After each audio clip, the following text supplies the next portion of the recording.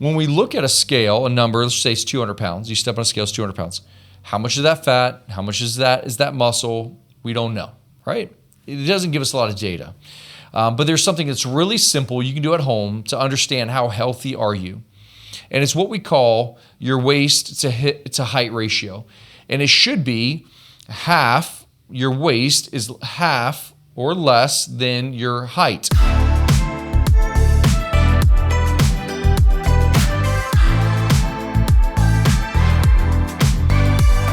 Well, welcome back to another episode of the Real Health Podcast. Today we're diving into aging. How old are you, right? And we would say, well, I'm 75 years old, but more what we're talking about today is biological age. How old are you inside? How old are your cells? How old are you biologically? And so much can move the needle. Today I'm going to give you a scorecard. So if you were to score yourself or give yourself a report card, a scorecard, we're going to look at 5 areas that you can immediately look at from home that's more important. If you don't have these 5 areas supported, it's more important than any supplement stack, peptides, hormones. I mean, we're going to talk about the essentials to longevity. And I'm going to give you some data to support it. Today, we're diving into a 5-part scorecard, and I just want to know, how well do you score on this? Because if you score 5 out of 5, man, you're crushing it. Let's talk supplements. Let's talk peptides. Let's talk health optimization strategies. But hey, if you're failing in any of these items, like these are the quintessential top 5 that have to be improved before you do anything else in your health journey. Number 1, let's just get right into it, add as much value to you in a short period of time, body composition.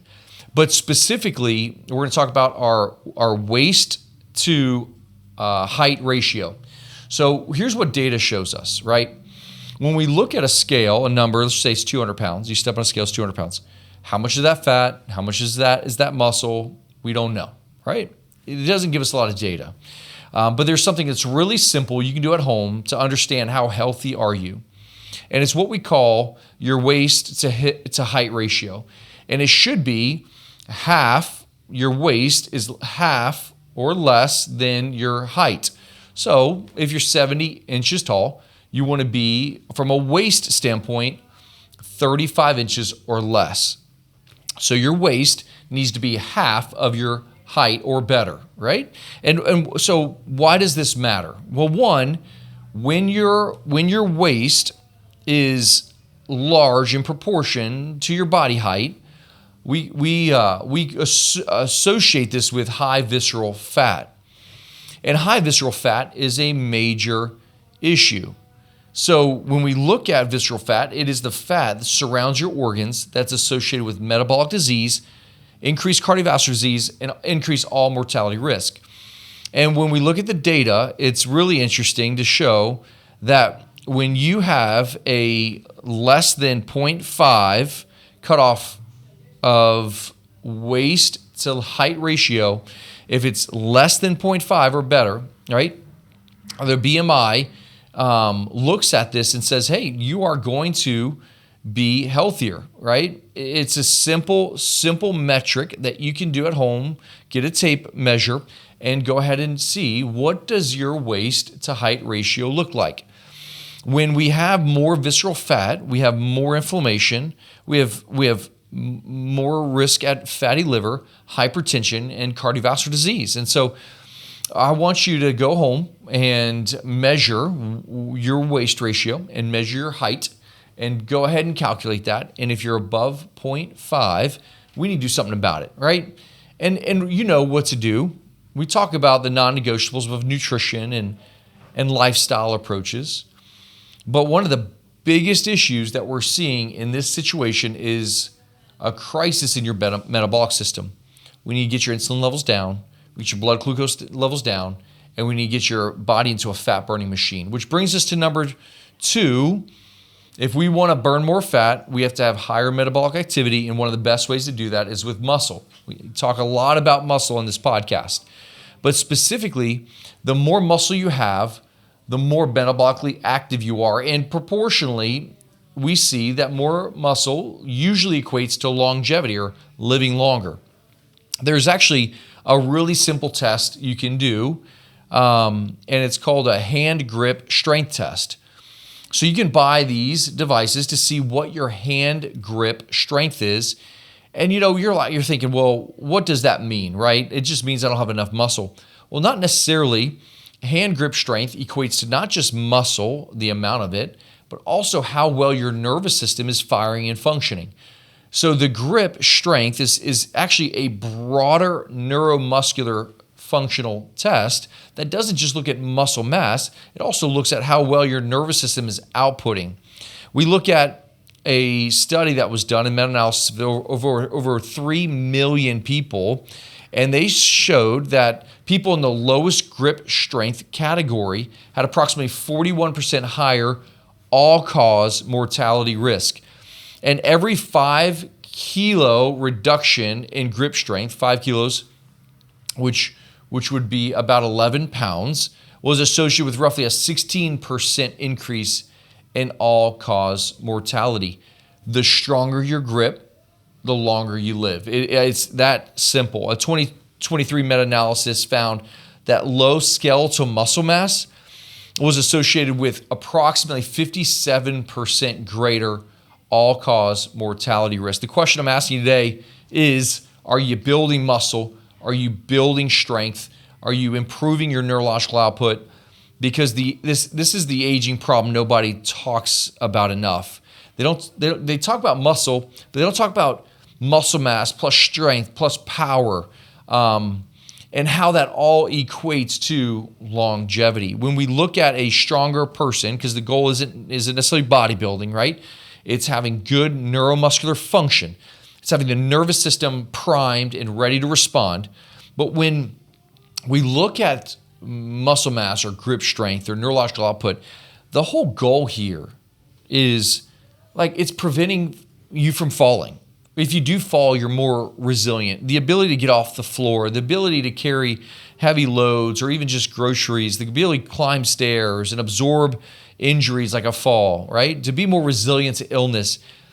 And muscle helps with all of that. Build muscle while you can. At 40, you lose 1% every year unless you do something about it. Now's the time to do something about it. Number 3, all about metabolic health, glucose and insulin. How hard is your body working to keep your blood sugar normal, right? We see hills and valleys with blood sugar all the time. And so we look at blood glucose, and it can be technically normal on blood work, yet this constant insulin spike is going to create issues in the future. You will get insulin burnout, insulin resistance, and one of the big markers that we look at, that you should look at, so the first thing we looked at was waist to height ratio, being 50% or better. Number 2, we looked at grip strength. Number 3, we look at A1C, or what is your fasting glucose levels? What is your fasting insulin levels? And what is your hemoglobin A1C levels, which is a great average of your blood sugar over the last few weeks. And when we look at this, research shows that when we are lower in our glucose, lower in our insulin levels, and balanced in our blood sugar with a lower hemoglobin A1C, we would call this insulin sensitive versus insulin resistant.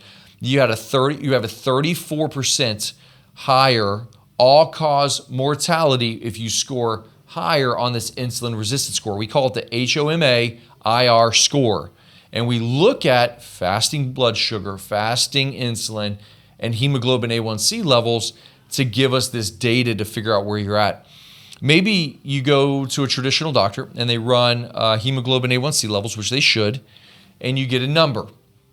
Where should that number be? Because unless that number is 5.7, then they're really not going to associate you as having blood sugar issues. And technically, if you're not even above 6.4, they won't even associate this as being diabetic. Yet, pre-diabetes starts to show up at 5.7 or above. But I would much rather my patients to be at the 5.0 to like 5.5% range on your hemoglobin A1C levels, indicating a healthy metabolic system.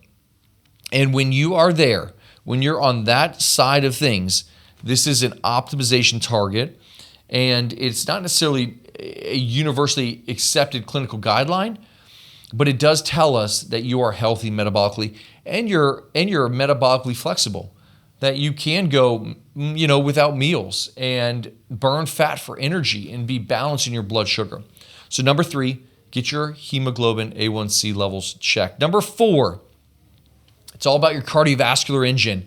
Research shows the higher your muscle mass, the longer you live, and the higher your VO2 max, the longer you live. VO2 max is a question we ask, hey, how much oxygen you're taking oxygen, how much can you transport it, deliver it, and use it? That's VO2 max, right? So when you start running, how far can you go? That is VO2 max. How efficiently are you able at carrying oxygen and utilizing it at the cellular level? Because this tells us so much. It tells us muscle mass, it tells us cellular efficiency, it tells us mitochondrial health, it tells us how well you circulate through the cardiovascular system, it tells us if your blood vessels are dilated efficiently, it tells us if your nitric oxide levels are sufficient. And this is why this cardiorespiratory fitness marker is essential to longevity. And a landmark meta-analysis found that for every 1 MET increase of exercise capacity, it was associated with a 13% reduction in all-cause mortality. That's incredible. And a 15% reduction in cardiovascular events. What does this mean? It means the longer you go, the healthier you are. The better you are at delivering, utilizing oxygen, the healthier you are.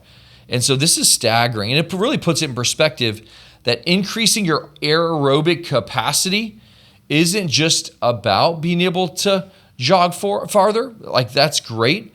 But what we see is that your ability to be a efficient, right, cellular respiratory machine, your mitochondria efficiently utilizing oxygen to power your cells, this is where we get health. This is where we get longevity.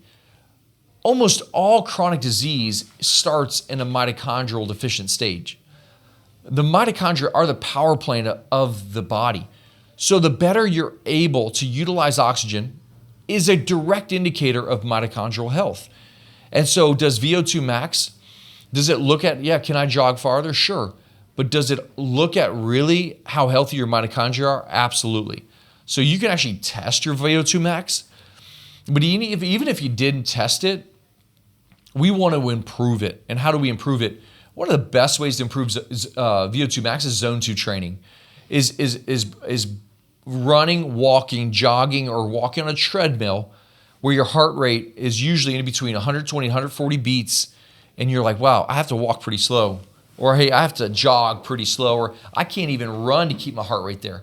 That's okay, right? We don't want you at 155 and 160 struggling on a run. That's not going to improve your VO2 max, okay? We call that just that dirty zone of training. We want you in that, the best runners in the world, the best long distance runners in the world, they spend 80% of their mileage training this zone 2. Zone 2 is really where you're going to thrive and improve your VO2 max.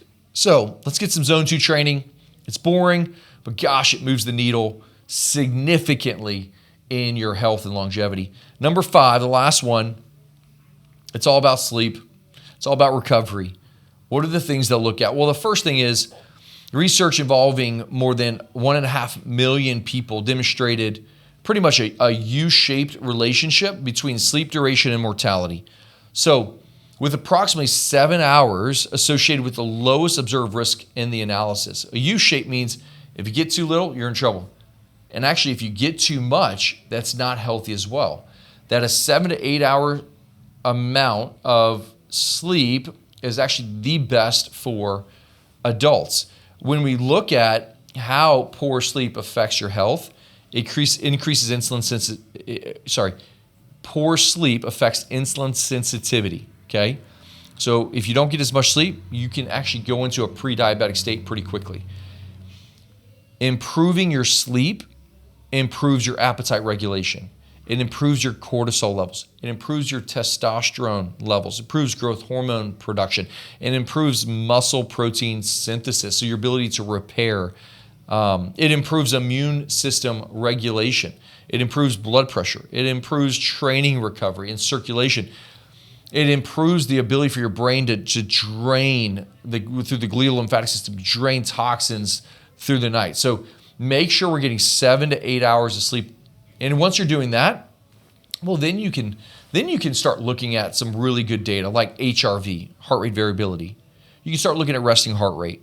You look at your breath rate, respiratory rate, and that'll give you additional data to see how well you are recovering.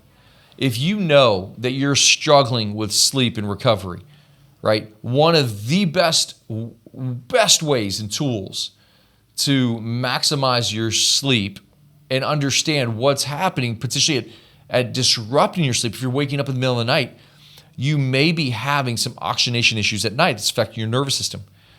If you reach out to us at The Real Health Co., we have at-home sleep studies that you can take to look at how well you're sleeping, recovering, oxygenating at night, and we'd be happy to walk you through that and give you the data to start moving the needle in your recovery at night. It's one of the best ways of testing to see how well you're recovering, because we know people with sleep apnea, their risk for neurodegenerative conditions directly increases, cardiovascular conditions directly increases.